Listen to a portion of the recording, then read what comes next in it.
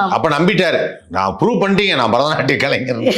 ஆமா, ஒரு கச்சேரி நாங்க போரூர்ல கடை வச்சிருந்தப்ப அங்க ஒரு பிள்ளையார் கோயில்ல கடை வச்சிருந்தீங்களா? ஆமா, அது என்ன கடை? மளிகை கடை வச்சிருந்தோம்ல எங்க வீட்டுல. இன்னும் எந்த வியாபாரமே உடலே போல இருக்கே. நீங்க இப்ப டான்ஸ் ஸ்கூல் வச்சிருந்தீங்க. எப்ப அவர் கல்யாணம் பண்ணாரோ அன்னைக்கே மளிகை கடைக்கு சுவாகா சொல்லி மளிகை கடை ஏன் ஐயா, அது சில பல காரணங்களால அப்படியே மூடப்பட்டது. அக்கௌண்ட்ல வச்சுட்டு போயிட்டாங்களா? எல்லாம் வச்சு நாமும் போட்டு விட்டாங்க. சரி, ஓகே. அப்புறம் இந்த திரைப்படம், நாடகம் இதெல்லாம் நடிக்கிறதுக்கான முயற்சி எப்போ எடுக்கப்பட்டது?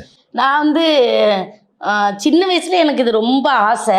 நாடகம்னு இப்போ ஒரே ஒரு நாடகம் நடிச்சிருக்கேன் சின்ன வயசுல. அதுவும் அடம் பிடிச்சி எங்க அக்கா ராஜி அக்காவோட அப்பா நாடகம் நடத்துவார். அப்போ அவரோட போய் ஒரு தடவை 2 தடவையோ பண்ணியிருக்கேன், அவ்வளோதான். அதுக்கப்புறம் இங்கே மியூசிக் காலேஜில் படிச்சுட்டு இருக்கும்போது இப்போ இந்த ரீல்ஸ் பண்ணுறாங்கல்ல, அது மாதிரி அப்போ உள்ள நடிகைகளுக்கு பாட்டு போட்டுட்டு நானே ரியாக்ட் பண்ணுவேன்.